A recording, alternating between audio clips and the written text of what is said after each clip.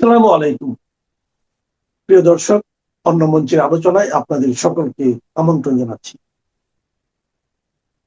আজ আমাদের সঙ্গে আমন্ত্রিত অতিথি হিসেবে আছেন মনোজ দাসের প্রীতি ও শুভেচ্ছা নিন। বাংলাদেশের রংপুরের একটি হিন্দু পরিবারের সবাইকে নৃশংসভাবে হত্যা করার ঘটনাটি আপনারা নিশ্চয়ই শুনেছেন এবং শুনেছেন এই হত্যার তদন্তে পুলিশ যে নির্লজ্জ তদন্ত প্রক্রিয়া চালিয়েছে সেই কাহিনীও। এখনকার প্রতিবেদন এই মর্মন্তুদ বিষয়টি নিয়ে এবং পুলিশের নির্লজ্জ তদন্ত নিয়ে।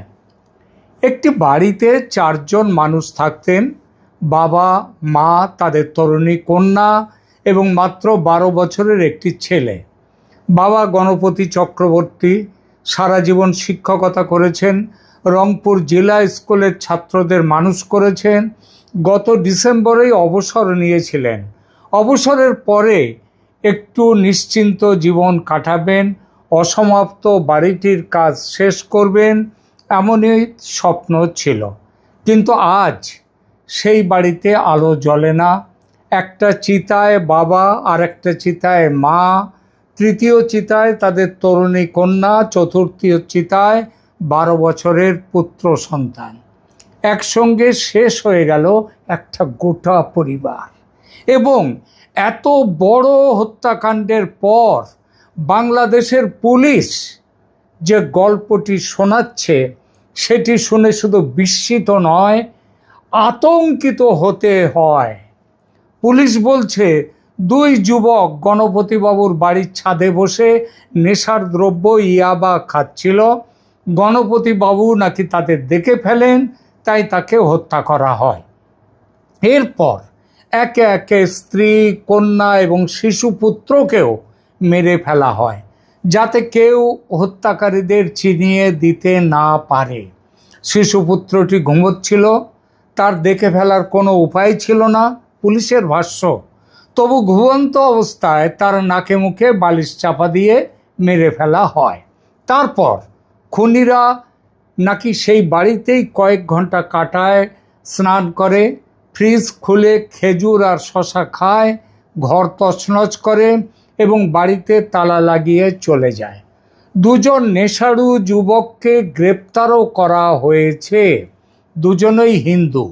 তারা ম্যাজিস্ট্রেটের সামনে 164 ধারায় অপরাধ স্বীকার করেছেন বলে পুলিশ জানিয়েছেন। ব্যাস, হয়ে গেল রহস্যের সমাধান।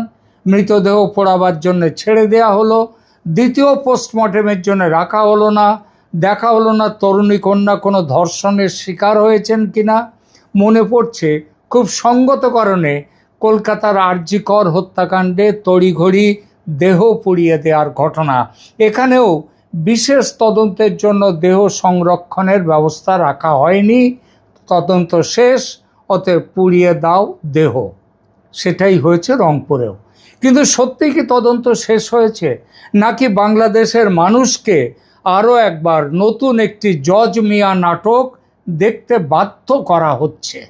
আমি বলছি না গ্রেপ্তার হওয়া 2 যুবক নির্দোষ, এটা আমি কখনোই বলছি না, আর এই মুহূর্তে তো বলছিই না। আমি এটাও বলছি না যে পুলিশের বক্তব্য পুরো মিথ্যে। কিন্তু এতগুলো অসঙ্গতি আছে যার উত্তর না দিয়ে শুধু একটি স্বীকারোক্তিকে সামনে এনে তদন্ত শেষ করে দিলে সন্দেহ উঠবেই। কারণ বাংলাদেশের ইতিহাস বলছে পুলিশের হেফাজতে তৈরি স্বীকারোক্তি কখনো কখনো সত্য উদ্ঘাটনের অস্ত্র নয়, বরং সত্য চাপা দেওয়ার পর্দা হয়ে ওঠে। প্রথম প্রশ্ন, 4 জনকে কেন হত্যা করতে হলো? ধরা যাক 2 যুবক সত্যিই ছাদে ইয়াবা খাচ্ছিল, গণপতিবাবু তাদের চিনে ফেললেন, ঝগড়া হলো, মাদকের প্রভাবে তারা গণপতিবাবুকে হত্যা করলো, ভয়াবহ। কিন্তু অপরাধের জগতে এমনটা অসম্ভব নয়। কিন্তু তারপর তার স্ত্রীকে শ্বাসরোধ করে হত্যা করা হলো। উচ্চশিক্ষিতা তরুণী কন্যাকে কয়েক মিনিট ধরে গলায় দড়ি পেঁচিয়ে হত্যা করা হলো।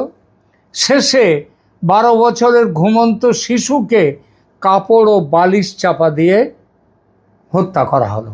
তারপর দুই খুনি শান্তভাবে 6 ঘন্টা সেই বাড়িতে থাকলো, গোসল করলো, খাওয়া দাওয়া করলো, আলমারি তছনছ করলো, বিদ্যুৎ বিচ্ছিন্ন করে দিল এবং দরজায় তালা লাগিয়ে বেরিয়ে গেল।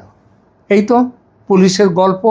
আচ্ছা, এসব কি এতগুলো ঘটনা কি হঠাৎ রাগের মাথায় ঘটে যাওয়া কোনো অপরাধের আচরণ হতে পারে, নাকি ঠান্ডা মাথায় আলামত বা প্রমাণ লোপাট করে অন্যরকম দৃশ্য তৈরি করার চেষ্টা? এটা পুলিশ বলছে ডাকাতির ঘটনা বলে দেখানোর জন্যে নাকি ঘর তছনছ করা হয়। তাহলে প্রশ্ন, পুলিশ প্রথমে ঘটনাটিকে সম্ভাব্য ডাকাতি বলেছিল কেন? তখনই তো বলতে পারতো এটা ডাকাতির ঘটনা, ডাকাতি করার জন্য তারা এসেছিল। তারপর বিদ্যুৎ কখন এবং কোথা থেকে বিচ্ছিন্ন হয়েছিল সেটা কি পুলিশ দেখেছে? খুনের আগে না পরে? বাড়ি থেকে টাকা, গয়না কিংবা মোবাইল ফোন কি কিছু উধাও হয়েছে সেটা কি পুলিশ দেখেছে? আরও ভয়ঙ্কর তথ্য, স্বজনদের হাতে মৃতদেহ তুলে দেওয়ার পরে তারা দেখেছে নিহতদের মুখ পোড়ানো হয়েছে। সিআইডির একজন কর্মকর্তা বলেছেন মুখে কোনো দাহ্য পদার্থ ঢালা হয়ে থাকতে পারে। কি ধরনের দাহ্য পদার্থ? সেটা সঙ্গে নিয়েই কি তারা ইয়াবা খেতে উঠেছিল ছাদে? তা যদি হয়ে থাকে তবে নেশা করতে এসেছিল তারা, নাকি খুন করার পরিকল্পনা নিয়ে এসেছিল? তাহলে তো পুলিশের যে থিসিস যে ইয়াবা খাওয়া দেখতে পাওয়ার ফলেই রাগের মাথায় এই খুন, সেই থিসিসটা তো বিসমিল্লায় গলদ এটা প্রমাণ হয়ে যায়। ইয়াবা খেতে দেখে ফেলায় খুন, তারপর মুখ পুড়িয়ে দেওয়ার প্রয়োজনটাই বা কি? পরিচিত মানুষদের পরিচয় গোপন করার জন্য, নাকি অপমান করার জন্য মৃতদের, নাকি ফরেনসিক আলামত নষ্ট করার জন্য? মুখে কি তাহলে অন্য কিছু ছিল যে আলামত নষ্ট করার দরকার হয়েছিল? নাকি গোটা ঘটনার পেছনে আরও গভীর কোনো কাহিনী, গভীর কোনো বিদ্বেষ ছিল? কি সেই বিদ্বেষ? এই প্রশ্নগুলোর উত্তর পুলিশ খোঁজেনি, খোঁজার চেষ্টাও করেনি, ফলে আমরাও সেটা জানতে পারছি না। দ্বিতীয় প্রশ্ন, টাকার সূত্রটা কেন গুরুত্ব পাচ্ছে না? গণপতি চক্রবর্তী গত বছরের 31শে ডিসেম্বর অবসর নিয়েছিলেন। তার স্কুলের প্রধান শিক্ষকের বক্তব্য অনুযায়ী বাড়ির অসমাপ্ত অংশের কাজ করার জন্য তিনি প্রভিডেন্ট ফান্ড থেকে 15 লাখ টাকা তুলেছিলেন মাসখানেক আগে। সামাজিক মাধ্যমে 60 লাখ টাকা পাওয়ার দাবি ঘুরছে, কিন্তু সেই অঙ্কের নির্ভরযোগ্য নথি এখনও প্রকাশিত হয়নি। আচ্ছা, ডিসেম্বরে যদি তিনি অবসর নিয়ে থাকেন, তাহলে এখনও অবধি মানে 1 মাস আগে তিনি 15 লাখ টাকা প্রভিডেন্ট ফান্ড থেকে তুলেছেন। তার মানে প্রভিডেন্ট ফান্ডের টাকা হয়তো 15 লাখ জমেছিল, কিন্তু তার বাকি টাকাগুলো তাকে পেমেন্ট করা হয়েছিল কি হয়নি সে খবর কেউ জানে না। আর এই জন্যই বাজারে একটা কথা শোনা যাচ্ছে যে তিনি 60 লাখ টাকা নাকি অবসরের পরে তিনি পেয়েছিলেন। যদিও সরকারের এখন যা অবস্থা, তাতে অবসরের পর 60 লাখ টাকা দেওয়ার মতো ক্ষমতা কিংবা ইচ্ছা সেটা এই সরকারের আছে কিনা বলা যায় না। তবে 15 লাখ টাকা যে তিনি তুলেছেন সেই তথ্যটি সংবাদ মাধ্যমে প্রধান শিক্ষকের বক্তব্য সহ এসেছে। সেই টাকা কোথায় ছিল? ব্যাংকে না বাড়িতে? হত্যার পর সেই টাকা অক্ষত আছে কি না? পুলিশ কি ব্যাংকের হিসাব পরীক্ষা করেছে? আরও গুরুত্বপূর্ণ, গণপতিবাবুর বড় ভাই গোপীনাথ চক্রবর্তী প্রকাশ্যে জানিয়েছেন বাড়ি নির্মাণের সময় চাঁদা চাওয়া নিয়ে বিরোধ হয়েছিল। তার সন্দেহ হত্যাকাণ্ডটি পরিকল্পিত এবং সেই পুরনো বিরোধের সঙ্গে এর সম্পর্ক থাকতে পারে। স্থানীয় মহলে আরও গুরুতর অভিযোগ শোনা যাচ্ছে, যে সেই অভিযোগটা হলো অবসরের টাকা থেকে একটি অংশ চাঁদা হিসেবে দাবি করা হয়েছিল। না দিলে বাড়ি করতে দেয়া হবে না, শুধু তাই না, কন্যার ক্ষতি করার হুমকিও দেয়া হয়েছিল। এটা শোনা যাচ্ছে। এটা ঠিক যে চাঁদাবাজদের দলীয় পরিচয়, 60 লাখ টাকার অঙ্ক কিংবা কন্যাকে ধর্ষণের হুমকির অভিযোগ এখনো প্রকাশ্য নথি বা নির্ভরযোগ্য তদন্তে প্রমাণিত হয়নি। আসলে তদন্তই তো হলো না, আর তাহলে প্রমাণটা কি হেঁটে হেঁটে পুলিশের কাছে আসবে? তাই এগুলোকে অভিযোগ হিসেবে আমি ধরছি, চূড়ান্ত সত্য হিসেবে ধরছি না। তবে অভিযোগ হলেও এগুলো যে গুরুতর অভিযোগ সেটা বলার অপেক্ষা রাখে না। প্রশ্ন হলো, পুলিশ কি এগুলো তদন্ত করেছে? কারা চাঁদা চেয়েছিল? কোনো ফোন কল, বার্তা, সাক্ষী বা পুরনো অভিযোগ আছে কি না? নির্মাণ কাজের ঠিকাদার ও শ্রমিকদের জিজ্ঞাসাবাদ করা হয়েছে কি না?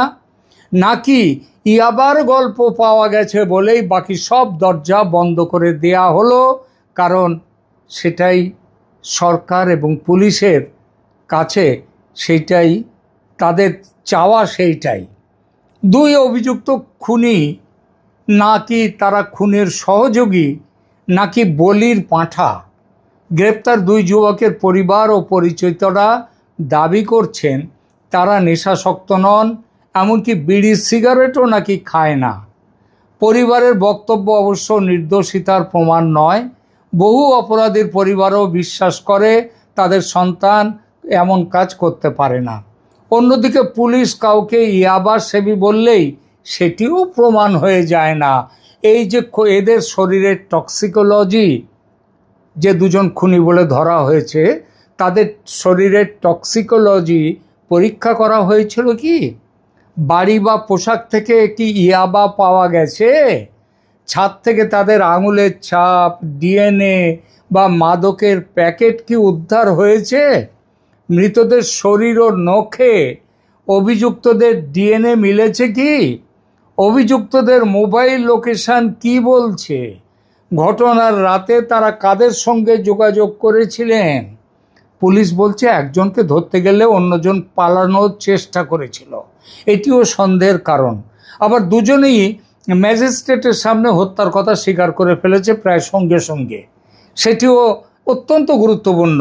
কিন্তু স্বীকারোক্তি যতই গুরুত্বপূর্ণ হোক, ফরেনসিক প্রমাণ দিয়ে সেটা সমর্থিত হতে হবে। কারণ বাংলাদেশের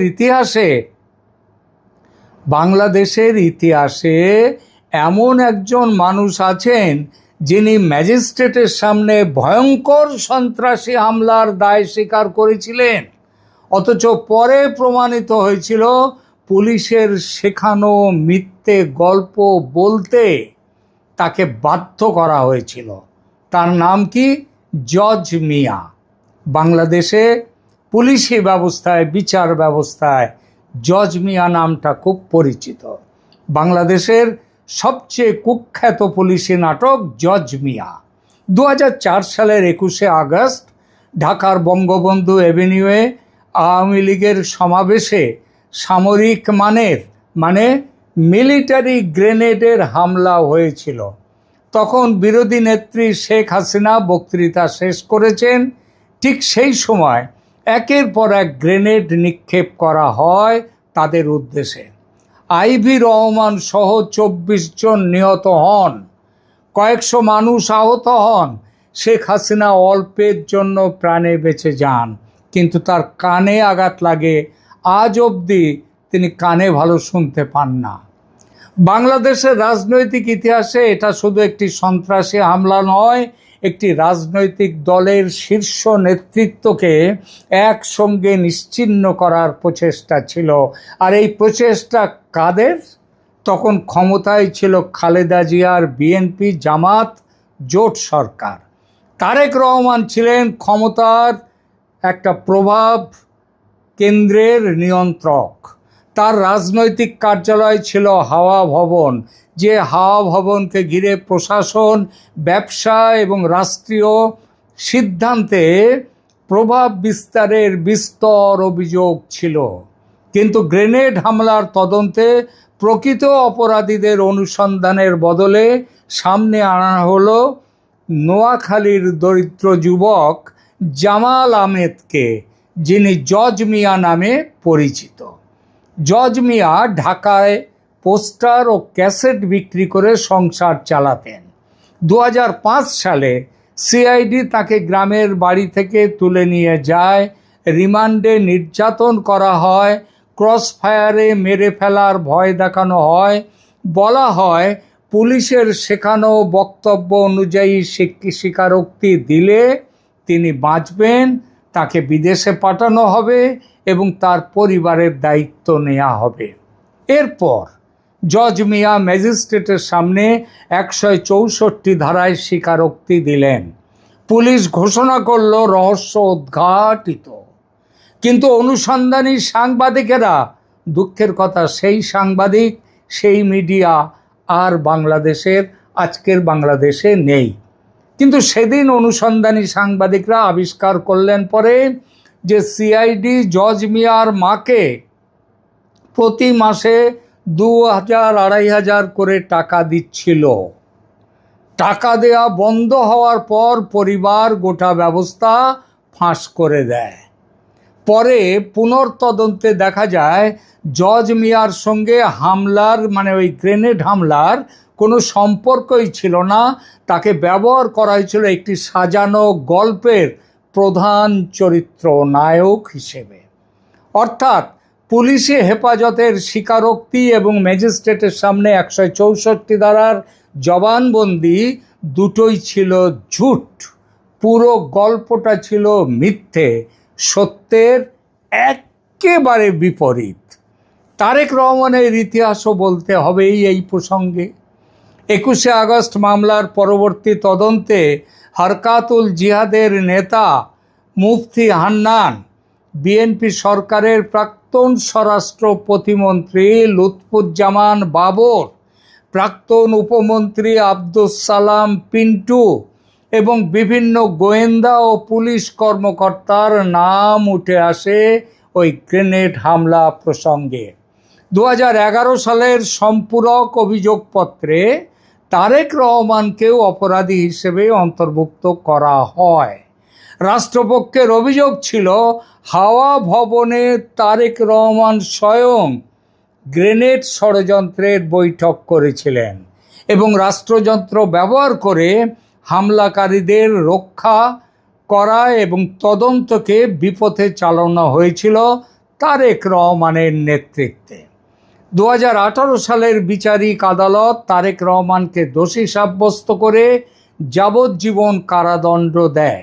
আদালত ঘটনাটিকে রাষ্ট্রীয় ক্ষমতার অপব্যবহারের মাধ্যমে সংঘটিত সুপরিকল্পিত অপরাধ হিসেবে বর্ণনা করেছিল।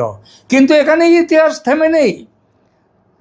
2018 পরে আস্তে আস্তে এলো 2024। তারেক রহমান কিন্তু ছিলেন কোথায়? লন্ডনে বসে। 2024 সালে হাসিনার পতনের পর মোহাম্মদ ইউনূস সরকারের ব্যবস্থাপনায় বাংলাদেশের হাইকোর্ট তারেক রহমান সহ সমস্ত অভিযুক্তদের খালাস দেয়। আদালত ওই যে সম্পূরক অভিযোগপত্র চার্জশিট সেটাকে তার যে স্বীকারোক্তি, সাক্ষ্য, বিচার প্রক্রিয়ায় গুরুতর আইনি ত্রুটি দেখতে পেয়ে এই সিদ্ধান্ত নিয়েছিল যে এরা কেউ অপরাধী নয়। এরপর 2025 সালে সুপ্রিম কোর্টের আপিল বিভাগও সেই খালাস বহাল রাখে। তাই বর্তমান আইনি অবস্থান অনুযায়ী তারেক রহমানকে 21শে আগস্ট হামলার অপরাধী বা পরিকল্পনা বলা এখন যাবে না। সঠিক বক্তব্য হলো তিনি 2018 সালে দোষী হন, যাবজ্জীবন পান এবং 2024 উচ্চতর আদালতে খালাস পান, আর 2025 সুপ্রিম কোর্টও তাকে বেকসুর খালাস দিয়েছে এবং আজ তিনি প্রধানমন্ত্রী। কিন্তু এতে কি জজ মিয়া নাটকের সত্যটা মুছে গেল? না। একজন নিরপরাধ মানুষকে তুলে এনে নির্যাতন করে টাকা দিয়ে ও বিদেশে পাঠানোর লোভ দেখিয়ে ম্যাজিস্ট্রেটের সামনে মিথ্যে স্বীকারোক্তি দেওয়ানোর ঘটনাটি বাংলাদেশের ইতিহাসের অংশ, আর সেই ইতিহাস আবার ফিরে এসেছে এখন। সেই ঘটনা ঘটেছিল বিএনপি জামাত সরকারের আমলে। আজ সেই তারেক রহমান বাংলাদেশের প্রধানমন্ত্রী, ফলে গল্পের শুরুতেই পুলিশি বয়ান নিয়ে সন্দেহের পাহাড় তৈরি হয়ে গেছে। তাই তারেক সরকারের দায়িত্ব আরও বেশি, যদি অবশ্য তিনি দায়িত্ব পালন করতে চান। রংপুরে যেন আর একটা জজ মিয়া নাটক না হয়, সেটা নিশ্চিত করার দায়িত্ব তাঁর। এবার আসি বাংলাদেশের মূল রোগ বিষয়ে। সংখ্যালঘু পরিবার বলে কি প্রশ্নগুলো চাপা পড়বে? গণপতি চক্রবর্তীর পরিবার হিন্দু পরিবার, শুধু এই পরিচয়ের ভিত্তিতে হত্যাকে সাম্প্রদায়িক অপরাধ ঘোষণা করা এখনই হয়তো ঠিক নয়, কারণ সাম্প্রদায়িক উদ্দেশ্যে নির্দিষ্ট প্রমাণ এখনও প্রকাশিত হয়নি। কিন্তু তাদের সংখ্যালঘু পরিচয়ে যেটা আছে সেটাকেও অপ্রাসঙ্গিক বলা যায় না। বাংলাদেশের সংখ্যালঘু পরিবারগুলো জমি দখল, বাড়ি নির্মাণে চাঁদাবাজি, মন্দিরে হামলা, ভয় দেখানো এবং রাজনৈতিক আশ্রয়হীনতার অভিযোগ এসবগুলো বহুদিন ধরে হয়ে আসছে। যখন কোনো সংখ্যালঘু পরিবারের 4 জন একসঙ্গে খুন হন এবং পূর্ববর্তী চাঁদাবাজির অভিযোগ ওঠে, তখন রাষ্ট্রের দায়িত্ব শুধু 2 যুবককে ধরে প্রেস কনফারেন্স করা নয়। 2 জন হিন্দু যুবককে ধরল পুলিশ, আর তার ফলে ঘটনার সাম্প্রদায়িক অ্যাঙ্গেল উধাও হয়ে গেল, কর্পূরের মতো উবে গেল। এটা কোনো বিশ্বাসযোগ্য গল্প নয়।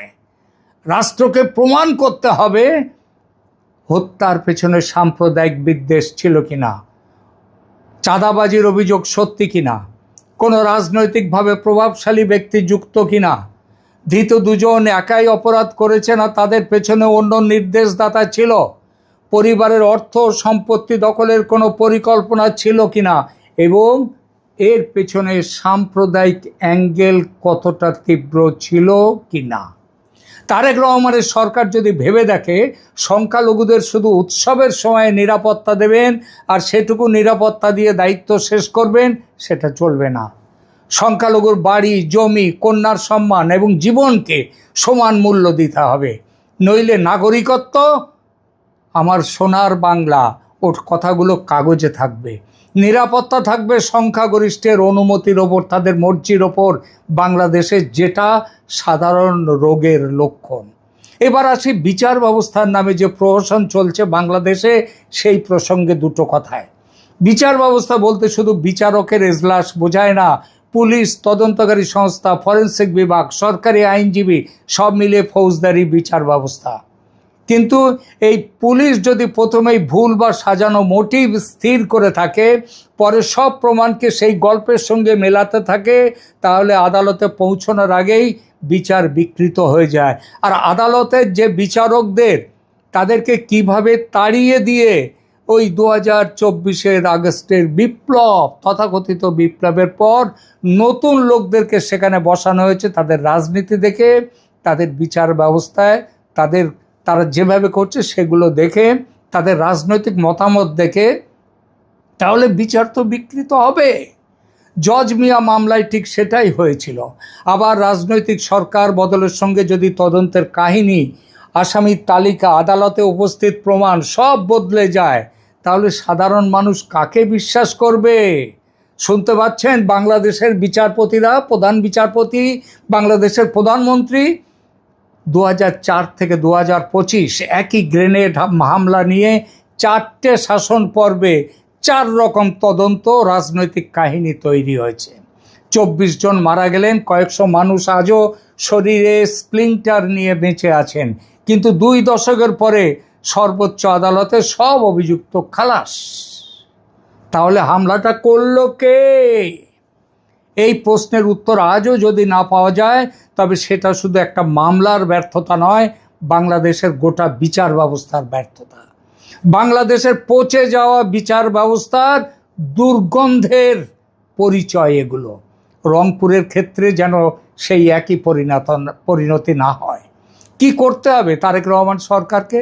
প্রথমত, পুলিশি প্রেস ব্রিফিংকে চূড়ান্ত সিদ্ধান্ত হিসেবে যে প্রচার করা হচ্ছে, সেই প্রচার বন্ধ করতে হবে এক্ষুনি। দ্বিতীয়ত, সিআইডি ও ফরেনসিক বিশেষজ্ঞদের দিয়ে স্বাধীনভাবে সমস্ত প্রমাণ পরীক্ষা করাতে হবে।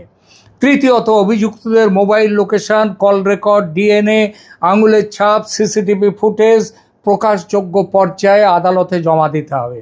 চতুর্থত, গণপতিবাবুর ব্যাংকের হিসাব এবং অবসরের অর্থের গতিপথ পরীক্ষা করতে হবে। পঞ্চমত, বাড়ি নির্মাণের সময় কারা চাঁদা চেয়েছিল তাদের নাম, রাজনৈতিক পরিচয় এবং অভিযুক্তদের সঙ্গে যোগাযোগ খতিয়ে দেখতে হবে। ষষ্ঠত, মুখ পোড়াতে ব্যবহৃত পদার্থটা ঠিক কী এবং কেন ব্যবহার হয়েছিল তার ফরেনসিক উত্তর দিতে হবে। সপ্তমত, সংখ্যালঘু সম্প্রদায়ের প্রতিনিধি, মানবাধিকার কর্মী এবং পরিবারের আইনজীবীকে তদন্তের অগ্রগতি নিয়মিত জানাতে হবে। প্রয়োজনে বিচার বিভাগীয় তদন্ত কমিশন গঠন করা হোক। শুধু পুলিশ নিজের তদন্ত নিজেই যাচাই করলে সন্দেহ দূর হবে না। শেষ কথা তাহলে কি বন্ধুরা, গণপতি চক্রবর্তী শুধু একজন হিন্দু শিক্ষক ছিলেন না, তিনি বাংলাদেশের একজন নাগরিক ছিলেন। তার স্ত্রী, তার উচ্চশিক্ষিত কন্যা, 12 বছরের শিশুপুত্র, তারা কোনো রাজনৈতিক পরিসংখ্যান নন। তাদের প্রত্যেকের একটা জীবন ছিল, ভবিষ্যৎ ছিল, স্বপ্ন ছিল। আজ 4টি জীবন নিভে যাওয়ার পর সবচেয়ে বড় অপরাধ হবে তাদের মৃত্যুকেও একটা সুবিধাজনক পুলিশি গল্পের নিচে চাপা দিয়ে দেয়া। গ্রেপ্তার 2 যুবক অপরাধী হলে বৈজ্ঞানিক প্রমাণ দিয়ে তাদের সর্বোচ্চ শাস্তি নিশ্চিত করা হোক। কিন্তু তাদের পেছনে কোনো নির্দেশদাতা থাকলে, কোনো চাঁদাবাজ গোষ্ঠী থাকলে, কোনো রাজনৈতিক ছত্রছায়া থাকলে, কোনো সাম্প্রদায়িক অ্যাঙ্গেল থাকলে, সেই অ্যাঙ্গেল কারা এনেছে তাদেরও সামনে আনতে হবে। 2 দরিদ্র বা নিম্নবিত্ত যুবককে 4টি হত্যার সম্পূর্ণ দায় দিয়ে প্রভাবশালীদের বাঁচিয়ে দেয়া হলে বাংলাদেশের মানুষ আবার বলবে, জজ মিয়া মরেনি, শুধু তার নাম বদলেছে। প্রধানমন্ত্রী তারেক রহমানের সামনে তাই এটি শুধু একটি হত্যা মামলা নয়, তার সরকারের বিশ্বাসযোগ্যতার পরীক্ষা। যে রাজনৈতিক শাসন আমলে জজ মিয়ার মতো কলঙ্কজনক ঘটনা ঘটেছিল, সেই একই দলের বর্তমান সরকারকে প্রমাণ করতে হবে এবার তারা আর সেই আগেকার যা করেছিলেন সেটা পুনরাবৃত্তি করবেন না। ভারত সরকার এখনো এই হত্যাকাণ্ড নিয়ে কোনো মন্তব্য করেনি, কিন্তু বোধহয় করেনি এই জন্যেই করেনি যে বাংলাদেশ সরকারের পুলিশ মাথা খাটিয়ে ভালো একটা বুদ্ধি বার করেছে। 2 হিন্দু যুবককে গ্রেপ্তার করে হিন্দুকে খুন করেছে, অতএব এর মধ্যে সাম্প্রদায়িক ব্যাপার নেই। এই থিসিস বাজারে ছেড়ে ভারত সরকারকে মন্তব্য করা থেকে সম্ভবত দূরে রেখেছে।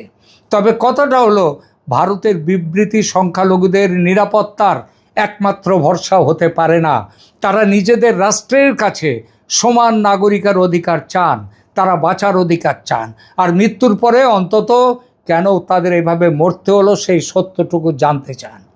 গণপতি চক্রবর্তীর পরিবারের জন্য ন্যায় বিচার মানে শুধু 2 অভিযুক্তের ফাঁসি নয়, ন্যায় বিচার মানে শেষ নির্দেশদাতা পর্যন্ত পৌঁছানো, প্রতিটি আলামত প্রকাশ করা এবং এমন একটি বিচার নিশ্চিত করা যাকে সরকার বদলালেও মিথ্যা বলে উড়িয়ে দেওয়া যাবে না।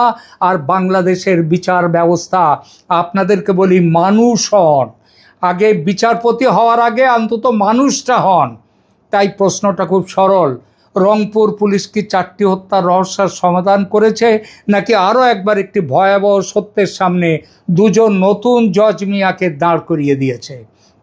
উত্তরটা বাংলাদেশের সরকারকে দিতে হবে, বাংলাদেশের বিচার ব্যবস্থাকে দিতে হবে, বাংলাদেশের পুলিশি ব্যবস্থাকে দিতে হবে, এবং উত্তর না পাওয়া পর্যন্ত প্রশ্ন থামানো যাবে না। এবং এই অবস্থা যদি চলতে থাকে তাহলে বলতে হবে, ছি বাংলাদেশের পুলিশি ব্যবস্থা, ছি বাংলাদেশের বিচার ব্যবস্থা, ছি বাংলাদেশের সরকার। এখানেই রাখছি, ধন্যবাদ।